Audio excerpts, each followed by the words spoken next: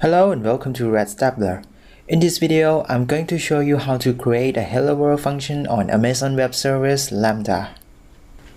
First, if you do not have AWS account, you can get one with free usage tier for 12 months. Please note that you still need to provide a credit card information for verification, but no charge.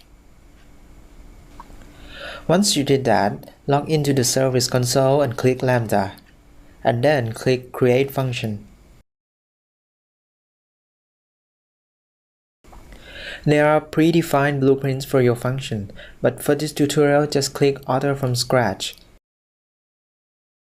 Name your function, and then assign the role. Role defines your function permission policy. So let's create a new role for this tutorial. And then pick policy templates from the list.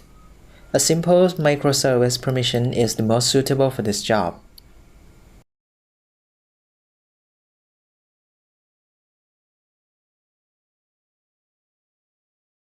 Here you will be provided with a sample code. You can switch between the language you prefer, but we'll use Node.js for this tutorial.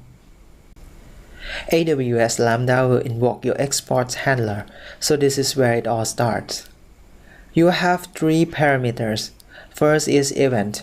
This is where the AWS can pass the data or query string to your Lambda function. The context provides the information about runtime of the current execution. For example, you can retrieve the memory limits or remaining execution time before Lambda terminates your function. We'll talk about these two parameters later.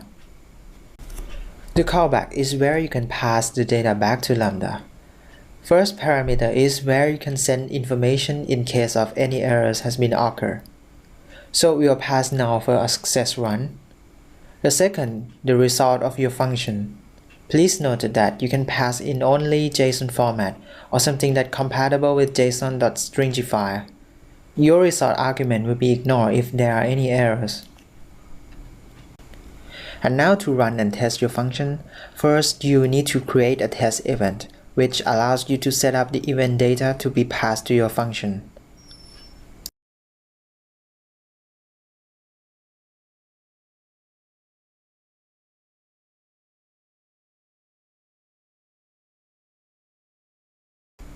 Okay, we have set up the event data.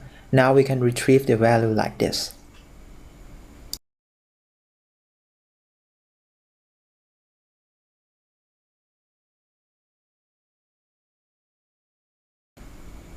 Click Save and Test to run your function, and here is the result.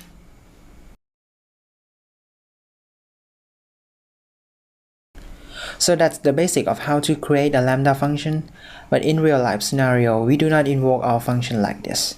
In the next video, I'm going to show you how to integrate your Lambda function with AWS API Gateway. Alright, hope this helps you guys with getting started. Please like or subscribe if you love this video. Thanks.